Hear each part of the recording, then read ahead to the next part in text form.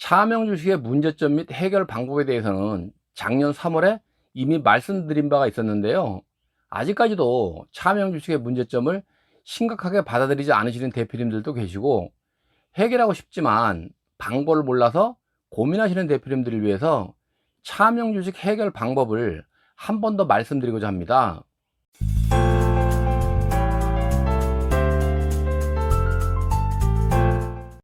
안녕하세요. 이성윤의 중소기업 컨설팅입니다. 차명 주식은 명의신탁 주식이라고도 하는데요. 내 주식을 다른 사람의 명의를 빌려서 명의개설해 놓은 주식으로 실질적 소유자와 회사의 주주명부에 등재된 주주의 명의가 다른 주식을 말합니다. 그대로 두면 심각한 문제들이 발생할 수 있기 때문에 문제가 발생하기 전에 가능한 조속히 회수하시는 것이 좋습니다. 차명 주식의 문제점은 작년 3월에 올린 영상을 봐주시고요. 오늘은 차명 주식의 회수 방법에 대해서만 말씀드리겠습니다. 회수 방법에는 일전에도 말씀드렸듯이 여러 가지의 방법이 있는데, 그 중에서 우리 회사의 상황에 맞고 리스크를 최소화할 수 있는 방법을 선택하여 회수하여야만 합니다. 회수 방법을 살펴보면 먼저 명의신탁 실제 소유자 확인 제도가 있는데요.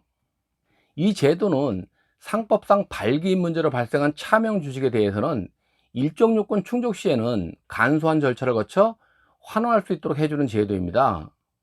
다만 적용 대상이 2001년 7월 24일 이전 설립법인에 국한되어 있고, 설립이 외의 조건도 다소 까다로워서 요건을 충족할 수 없는 법인이 별로 없다 보니까 활용할 수 없는 경우가 대부분입니다.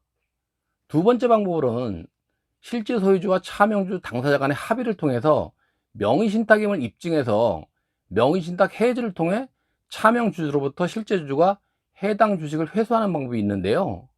이 방법은 명의신탁 이후 유상증자가 있었던 경우 유상증자분도 명의신탁이고, 명의신탁임을 입증하기가 쉽지 않을 수 있습니다. 세 번째 방법으로는 실제 주주와 차명주주 간의 소유권의 다툼이 있을 때 소송을 통해서 명의신탁 주식을 회수하는 방법이 있는데요. 요즘에는 당사자 간의 소유권의 다툼이 없더라도 명의신탁 주식임을 인정받기 위해서 소송 절차를 거쳐 회수하는 경우도 있습니다. 다만 예전에는 자백 간주에 의한 판결문은 과세관청으로부터 실질이 없다고 보고 판결문을 인정하지 않은 경우는 있었습니다.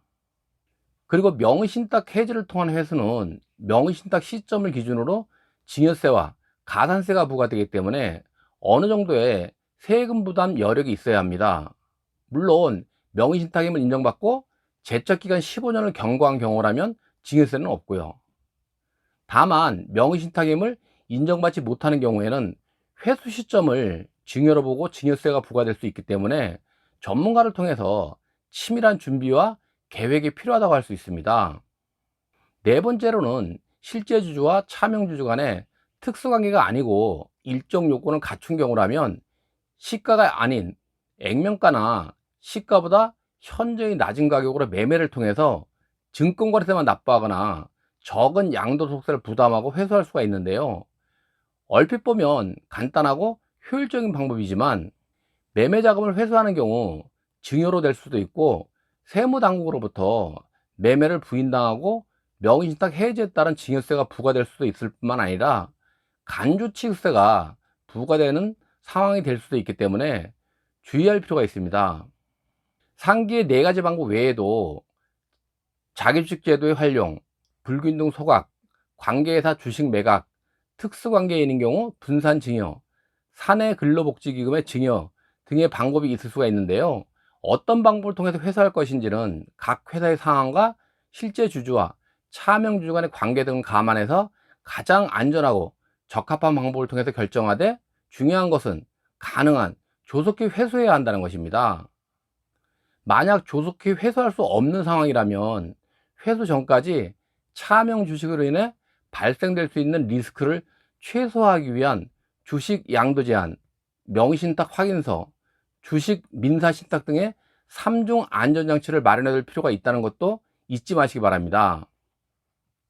이상으로 차명 주식의 회수 방법에 대해서 알아보았습니다. 궁금하신 사항 있으시면 댓글이나 연락 주십시오.